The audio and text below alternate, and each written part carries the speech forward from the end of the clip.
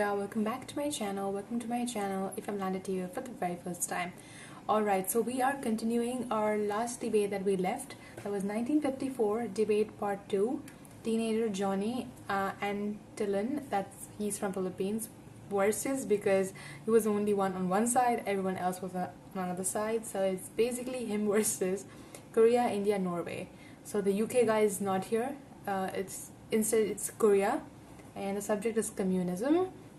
I did kind of do a little bit of research on it, what communism is, how it started, and I'm really shocked to know that it was actually something that was, in philosophy.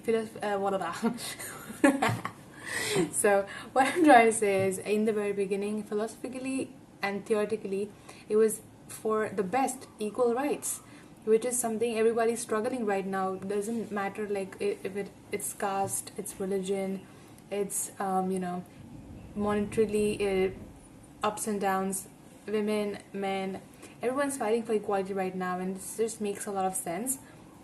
But somehow it didn't work out practically, and then turned into dictatorship, and then it just became an aggressive thought. So every time there is a communist group or there's communism, it's just aggressive and not good at all.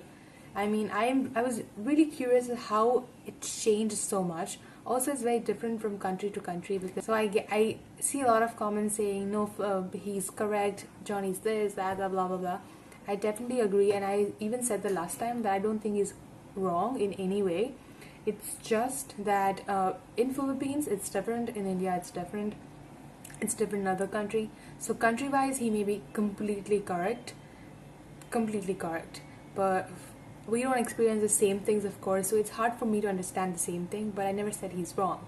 In debate, I think nobody's wrong. It's just everyone has their own point of view. So we're just gonna watch the second part of it. And now basically it's versus. It was the same thing in the first one as well, basically. But we'll find out. Let's go. Play. We best meet the threat of communist aggression. First of all, from Norway is Gunnar, Aasland. Yeah, it's the same person. From Norway, but out in Palmerston, Pennsylvania in these last 2 weeks, he's become really a part of the school. Gunnar admitted to me that he even took the test with the German class, and he says he got the lowest mark. But I learned from somebody else that although he's not played basketball before he came to the United States, he helped out in a practice game and made 8 baskets for his team. Wow. Maybe it's your 6'4" height that did it, Gunnar. I don't know. Next is Vangala from India. Ram. Not unusual that he should be traveling at this early age. Ram's father Early was a age. peasant's son. He somehow, though, got himself in the employ of a Japanese merchant who took him to Japan and then to San Francisco, and before very long, Ram's father had himself a PhD at Harvard. Ram spent the past 2 weeks in the High School of Performing Arts. He says he's experimented not only with modern dance, but has also perfected his bunny hop. True, you're an expert now, aren't you, Rowdy? That was a nice introduction. From the Philippines. Johnny's won every possible prize in his school back in the Philippines. For the last 2 weeks, Looks he's been like at it. Fordham Prep.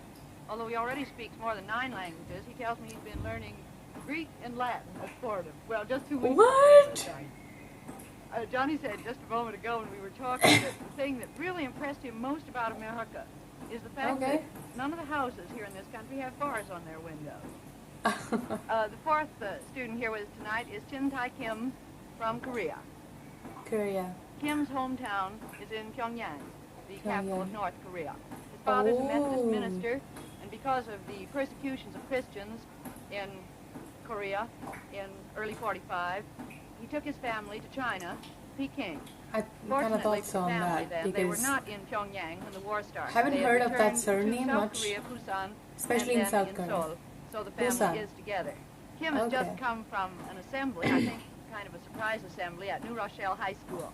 The students, during the 2 weeks that Kim has been there, had raised $180 to support a Korean war orphan for 1 year. In addition, they gave the boys several other gifts that I know they'll prize when they go home. Well, now, how about this question of communism? What are your answers to the question of how do we best meet the threat of communist aggression? Kim? I come from Korea. In our experience, we must meet force by force. You agree, Johnny? I don't agree. I'm from the Philippines, and in our experience, I believe that the best way to fight a communist is to make him a capitalist. I am from Norway. I believe that it is wrong to use Soviet methods to suppress the communists. How about you, Ram? Warren did... I am from India. Warren, The best way to resist communist aggression is to increase solidarity in the free world so that they don't pick us off one by one. But Ram, in But that why case, are if you they, really like, believe that into- solidarity in the free world against communism is the best way to fight communism, how then do you account for India's neutral stand? Oh yes, that's very interesting. India is neutral because India does not want to feel, India and incidentally many nations of Asia, that they belong to one of the two camps. Because if they feel that they belong to one of the two camps, they feel they have to fight. And one thing that the Asians would not like to do now is to fight. Are they afraid to fight? They are not, Are you they ser- not are you sure? prepared to fight, they are not willing to fight, and they know that the one thing Are that you will destroy sure? them now is to have to fight. Precisely, they're not prepared to fight. Should they therefore not align themselves with some powerful Western country who can give them the means whereby they and can that's be what prepared it to happened, fight? actually. That That's will what only happened. inevitably bring them into the struggle. That means they express their willingness to fight by Right. joining one of the two camps. Yes, Don't you Gunnar. think it is much easier to prevent the struggle by making the democratic countries so strong that an aggression from the communist countries looks improfitable? Precisely. I believe that if India and every other country against communism were to join a sort of worldwide organization so that they could present to the Russians or to the So- communists that if they touch one member, the rest would come to its aid, then aggression would really seem very unprofitable. But India feels I that agree if on that. if India joins the American bloc or is with one of the two camps, whether it be the Russians or the Americans, then it only invites you to directly come in. Whereas if it stays out, it just doesn't have to come in. It is not a part of the program. Ram, I have a question. What shall the Indian people do if India is aggressed by communism? Well, if India, it will have to meet the aggression to the extent that it can, and the other countries may help her to meet that aggression. If they don't, well, they don't. Then India has to face the aggression herself. If they do, as we helped you in South Korea, then it's Oh, all the better. really? We helped you in South I Korea had to no meet idea. aggression. We are against aggression, whether it be Western aggression or communist aggression. What about the point you started with, Ram, the need for an Asian federation? I had absolutely Yes, no idea about it. I think that Asian Federation is the first step in this direction. If all the countries of Asia begin to feel this way, that they are separate, and yet they have to meet aggression and communist aggression when it has to be met, then the best way is to follow the policy of neutrality as is followed by India. Where are we getting on this idea of federation in Asia? You from the Philippines, some of your people had a leading part in the 1954. idea. What's the future of it? We believe that when countries in Asia can look upon Asian Federation as a proper step and divorce themselves from any feeling of extreme nationalism, then this federation will become prosperous and will prosper. Everything extreme is Where wrong. will- It doesn't will matter. such It's an patriotism. Asian It's, federation stand in the you know, world hate conflict towards of the today? country, love towards the Naturally, country. the Asians want survival, not only for themselves, but for their friends in the free world. Therefore, if anybody is hurt in the Western world, the Asian Federation shall go to its aid, because the Asian Federation cannot defend Asia alone. Before it can defend Asia, it must also be prepared to defend the Western Hemisphere. But, Johnny, let's be specific. The countries of Asia didn't even get together on their Korean policy. What are the practical possibilities? The reason of is Asian because we are not federation? united. As That's, I told you, I mean, well, the practical possibility and the facts that exist today are these. Asians are jealous of each other, suspicious of each other, and they're not willing to join with each other. Oh no, exactly. I don't agree Well- there. I think that an Asian, No, I agree on a this. European Federation, on the other hand, is far more utopian to think of. An Asian Federation is not only Utopian. inevitable, desirable, but practicable. And it is because all the countries of Asia have so much in common. They have all just We become do. independent recently. Actually, we and in do. fact, in the struggle for independence, okay, that's what it is. I have seen, okay, I'm going to say this again. I have been into K-pop since a very, very long time. I'm getting to know Korean culture, and I just feel like it is so similar to ours. It's so similar to Indian culture, and now that I'm getting into P-pop, I can also understand even Filipino culture is very different but very similar at the same time.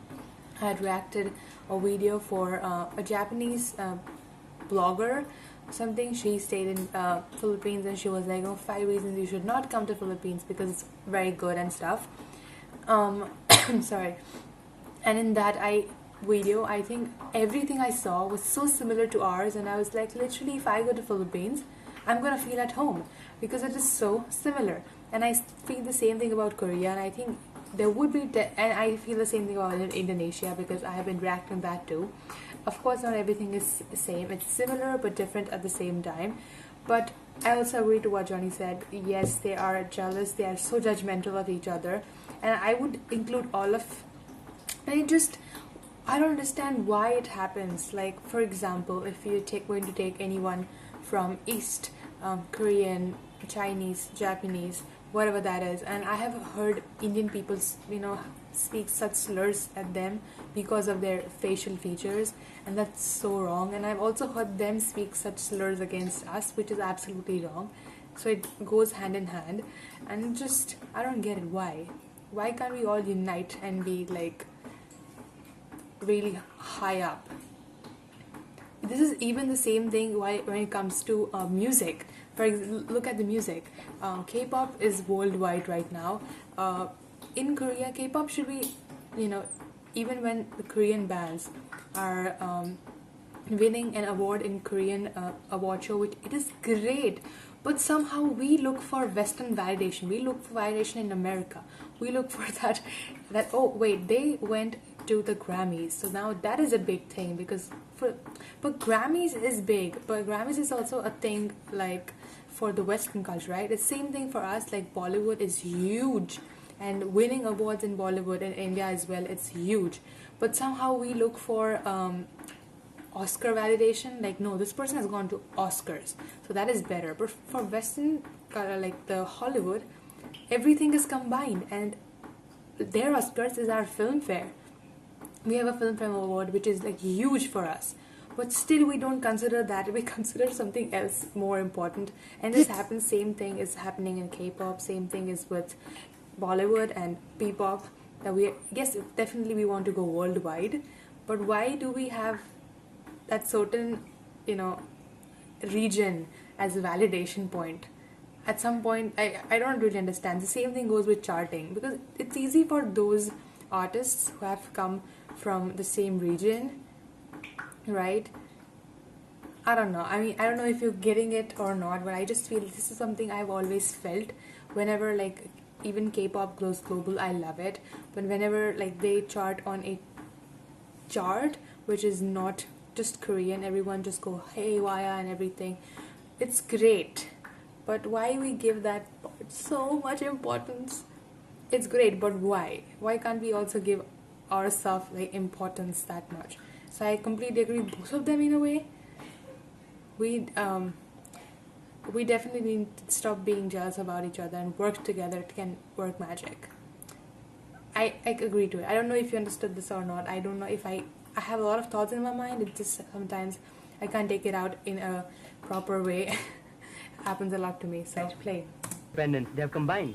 India helped Indonesia to become independent, and after becoming independent, they are all faced with identical problems, with problems of internal communism and with problems of a possible communist menace being so near Russia. We are creating it too. Graham, why do you say that European Federation is far more utopian than Asian Federation? Would you agree with that?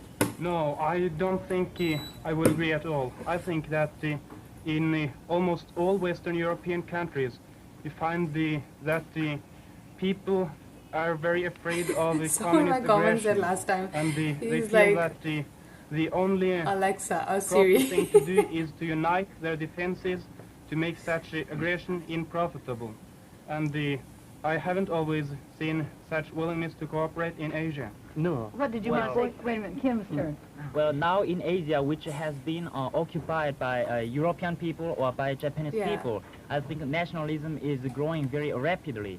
And I think Asian people aflame with nationalism are apt to be skeptical towards each other. That's true. But now when communist challenge is universal against all the national sovereignty of Asian people, I think it is very emergent for the Asian people to establish a fabric, no matter it is Pacific Defense Pact or something else. I think it is very emergent to establish a fabric. Federation. But, how to develop so intense nationalism to some form of internationalism? That is the question. Yes, I it agree is, with you. It is up to the tempo of the development of Asian people's outlook toward the world.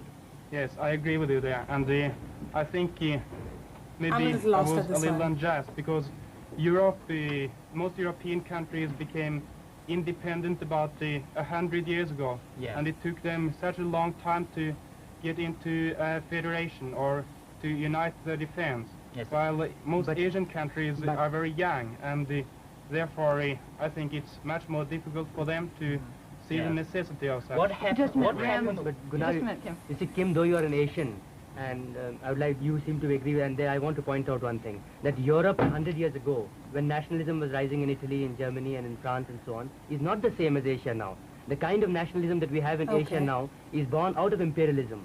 The kind of nationalism you had He loves is the different. word It was not born out imperialism. of He imperialism. used that a lot in the last... How can you compare the two? And this nationalism will not in any way be an obstacle to Asian Federation. Will only help it. I hope. Do you agree with that, John? But I hope. I would say now that although it took Europe 100 years or so to do it, still Asians realize and they know that they do not have the 100 years with which to wait. They know that they must federate at once as soon as practicable. Yes. And why should they wait as long as Europe? They have the example of Europe to go by. What made Europe so long in uniting or in trying to unite was that they had to do this hit and miss method, while Asians can always look at the example of Europe. There is no reason except nationalism to prevent federation in Asia. And I do maintain that nationalism is trying to keep a country distinct, a distinct personality for that country, that this is what will prevent Asian federation. I assume you're talking about an Asian federation that would be countries uniting in opposition or in defense. I do prefer him talking calm. Communist I'm just aggression. not a big fan of such debates where of course, people the are UN aggressive. is the worldwide body in which these regional federations can take part. But inevitably, Oh my God, we it's come all to in the my question, 10th as we talk about civics. Asia, It's been so what's long going to I've happen heard of this to word. communist So China? long. And I'd like to know what you think about whether we should let China into the United Nations or not. Well, up to 7 months ago, Chinese communists were killing Korean people and 16 nation soldiers in Korea. And the point is... I really don't understand why it stopped. But okay. Play. United Nations with unclean hands. Can Unclean really China hands. be the member of United Nations with the their hand hands dripping in blood? That's the point. That is a very fanatical Now wait point. a minute, Fanatical point. Well, I No. think Johnny was first. Go ahead. I just want to say, Kim, that the peoples of Asia recognize the morality of your stand, that it is indeed immoral and morally evil to admit Red China into the United Nations. However, I maintain that that we must be prepared to use Red China's desire for admission into the United Nations as a bargaining point.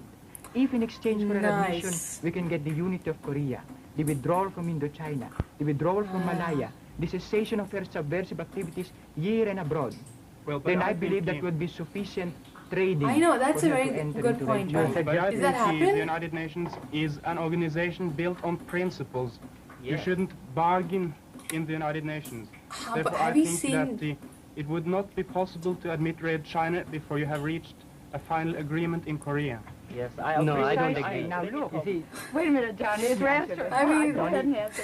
I just want to say that unless you're prepared to have an all-out war in Korea, then the only way of uniting it would be through negotiation. Now I ask you, when you come to the communist table, the negotiation table, what will you offer the communists in exchange for the unity of Korea? all right, I'll answer you this. You said that to admit communist China into the United Nations is a moral evil. That's first of all wrong. And secondly, you said to admit communist China into the United Nations is expedient. I want to say that to I didn't admit... say expedient. I just said morally evil.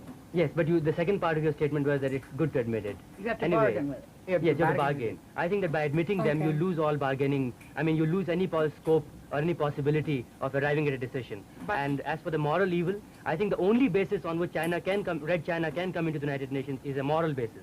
You cannot keep 400 million people out of the United Nations. And the basis for their coming in is only moral and not expedient. Now look, Ram. But I didn't say that you had to let China come in and then bargain. I said bargain first. And Before. if she meets our demands, then let her come in. That would be fair exchange. I know. No, I But think can you morally do you that? should let them come in. But from the point of view of expediency, it is not desirable. Johnny, one of you said just a moment ago that you will never settle this question about China getting into the UN or not before we've settled the Korean question. I would like to know, since we've got Kim here and you and the rest of you, what you think the future is going to be in Korea, let's say in the next 10 years. What do you foresee? Well, from absolutely Korean point of view, I'm impelled to say this way. We have only two alternatives. To let our country divided into two parts or to fight for unification. Only two alternatives. But to let our country divided, that means death penalty to Korean people. That means death penalty. Yes. Death penalty to Korean people. There are many reasons. The first reason, economically speaking, North Korea involves a great industrial part, and South Korea is only agricultural part. And the agricultural products are almost all consumed within Korea. So we have not got exports economically. So only when our country is unified, we can survive. That's the problem of to be or not to be for Korean people. So you say you'll either have to fight or remain divided, but remaining divided, as far as you're concerned, is not a possible alternative. You're next. But do you think it is possible for two countries to fight against each other to become one country? But Korea is not two countries. It is one country. Yes, but how the it is division then of our possible that country people is can fight against each other? absolutely artificial and arbitrary. I think he means, don't you destroy a country by the act of half the country fighting against the other half of the country? Wouldn't that also destroy the country? It would. Yes, Kim, you've got to take into consideration a third alternative. I do recognize that Korea is one country, and to have it divided into two is an artificial division, because the people of South Korea feel much closer to the people of North Korea than they feel to the Americans there or to the Indians there or to any other people fighting with them now. Not anymore, though. And therefore, this division of Korea is never a long-term arrangement. But you can decide the Korean issue by a plebiscite. Have a plebiscite in the whole of North and South Korea as one country. I have a question. How can you ensure the survival of Korean people? How can He must be completely right, because he knows what's happening in his country, of course. Yes, unify them, but give all of them a chance to decide their future. Give all the people of Korea, North Korea and South Korea. But we know so well about the future. We can predict. I would like to say one thing. You said that the plebiscite would be the ideal means of uniting this country. Not of uniting, of solving the problem. All right. Wow. So the problem is unity. So it is uniting. Yes. Yes, of course. Therefore, the problem is this. South Korea is willing to hold a plebiscite, but North Korea under its communist masters is not willing to hold a plebiscite. Therefore, that alternative cannot be. And as Chinte said, there are only two alternatives. Agreed. Unity through negotiation or unity through arms or force. It is true that it is not simple to hold a plebiscite. That is why this alternative has all the more to be explored. And some auspices must be found under which this plebiscite can be held. Either a small country or a big country, or an independent country or a neutral country, or a European country or an Asian country. It has to be mutually decided. That brings us right back to bargaining, Ram. In order to convince the communists to allow this plebiscite to be, what are you going to offer them? I agree to him on this video. I completely agree to him on this video. Well, I would say that India could hold the plebiscite. What would India offer? Well, if it is mutually decided, why should India offer anything? If mutually the South Koreans and the North Koreans agree to any third party, whether it be India or any party, so how are they going to agree, therefore? They should There's agree. always a bait. How negotiation? Through negotiation. Therefore, that is still the second Let me talk about the alternative. political conference. All right. Well, I think You mean the conference that's going to be held in Geneva? Well, any conference talks with the communists. Well, I think Indian people, I don't know about the Filipino attitude toward the conference, but as far as I know, of course, not only Korean people, but also all people in the free world want to solve international problems peacefully by talks. But Of course. that's the point. Can the communists be politely invited to withdraw of their own free will from the territory for which they fought for 3 years to retain? That's the point. Certainly, they cannot be politely invited to withdraw. That's foolish. That's very clear. So However, that's right. However, if you could offer them something in exchange for their withdrawal. Debate is necessary. I agree to Johnny That's on the this basis of a one. recognition of China to the United Nations? That's right. Yes. But that's how you learn that. But there is the problem of principle. On principle, you must Because you recognize have to it, not somehow on come at a expediency middle necessarily. ground. That's You what I have say. to somehow. Principle of the United Nations. You recognize that the communist government of China is the effective government of that people. It is not the government of China. It is a bandit government. It has possession of China, but not the right to own China. There's a distinction between possession and ownership. Well, Why if should you possess a thing, recognize a own it. bandit's ownership over something he stole from you? But suppose he owns it, now you recognize that he owns He it. doesn't own it because he just grabbed it from you. But at present he has it, so you better recognize that he has it. But, like, it is like... No. Perhaps you can say that he has it. Britain's But ruled India. when you approve a government, It was is ours. a government, you give it legal status and legal meaning. They stole Now I all ask- the yes, money, all the right? gold from Now I us. So ask it's still you, ours. That's what he's saying. Are you going to give legality But it's all in the to Buckingham the Palace. We are bandit? never getting back. You are going to give legality to the fact that they are the effective government of the people, and that therefore those people can only be represented through that government and must be in any international body which claims to be international. I would have agreed to that if it had been a couple of years ago, before China had intervened in South Korea. But I think Why that isn't with the China present is so big? situation, I mean, with China can't they just keep technically calm? at war with the why United do they have Nations, to like try it is to impossible to take admit over Great everything China possible to this around them? organization. Do you It's think the there are same any thing happening parallels right now as between well in India Korea and China divided as and she is between them? today and Germany divided? I think it is identical. Just as it is very artificial to have Germany divided into East Germany and West Germany. And because the people of West Germany are much closer to the people of East Germany, and But therefore that's there going to again be I like, suggest of course, a right? plebiscite. Even when The India and people of Pakistan Germany were should decide their divided. future. Yes, but I want to bring out one point. Although Korea is unwilling to remain divided, still the West Germans, although they're cut off from their eastern half, the West Germans are doing the best with what they have. Yes, South Koreans are also doing the best, but they want to be united, don't they? Would you give me the technical method how to give Korean people the opportunity to decide? That's right. Yes, that's what I'm saying, How that to? a mutual body has to be agreed upon. The North Koreans and the South Koreans must agree to some third party. Well, concretely speaking, that's a general election all over our Yes, country. yes. But if we hold general election all over Korea, it is too obvious that communists will lose because Yes, then majority there of- should be an election. Yeah. There should be an election. If they lose, they lose. But That's the all. point is that will communists accept? They You should have to accept learn it, them. and they You You should have to accept. bait And they will only them. accept if you are prepared They to negotiate should. with them. We want And they'll them only to do it, negotiate but if you have will them in a they? body which negotiates, which is the United Nations. If you don't have them in the United Nations, they won't negotiate. And if they don't negotiate, you have to fight. Certainly If you're not. prepared to fight, then keep them out. Now we just If you have want to negotiate, keep them in. You can negotiate with them even outside of the United Nations, you know. That is what they have been doing in Korea. But isn't it much better to have them in the United Nations when It you may have... be much better, but still you can negotiate with Red China outside of the United Nations. What I'm trying to point out is this. If you admit Red China to the United Nations, before you bargain with them, you lose anything that you might have to offer. So that you go to the negotiation table with no aces at all in your hand. Nothing to exchange for what you want from them. You see what I mean? So you have to negotiate with them. I agree. And offer them as the terms of negotiation, as a price, or as a bait, you might say, that if they agree to the unification of Korea and the other conditions I set forth a while ago, then they're welcome to the United Nations. That is the condition sine qua non. I want to come back to United Nations. But that's in how just it a works, minute to and see that's what how it your should own work. hopes and expectations of it are. But first, could we ask the specific question of what about Japan and rearming of Japan? Is there agreement in this group on what should be done about Japan, and if so, what? What do you think, Kim? Well, why let the bygones be bygones? And why work out a new approach towards good friendship with Japan and Korea? That's a good question. I think Even till Korean today, they are people like... completely ready to utter amen to this sentiment. But there is an accurate description of present situation. There are many, many complicated international problems between Korea and Japan. I will give They have an their example. own story. The Can you give problem, us just one, because we're running short of time? Yes, the most interesting issue is the problem of a fishery.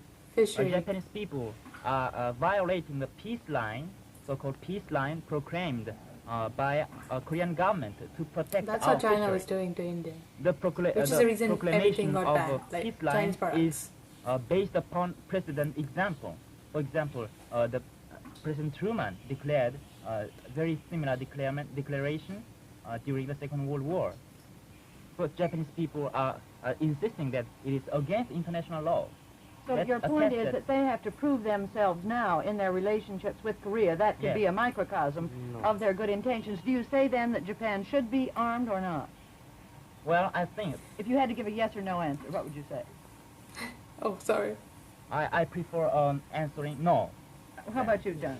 I prefer answering no, but for different reasons.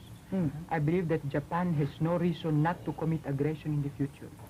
She has less land and more people to feed. No. Although she can increase the productivity of her land, still... Which they did. There is a limit to which food can be produced. There is an optimum limit. In other words, two people can in 10 years have about, let us see now, 50 or 150 descendants.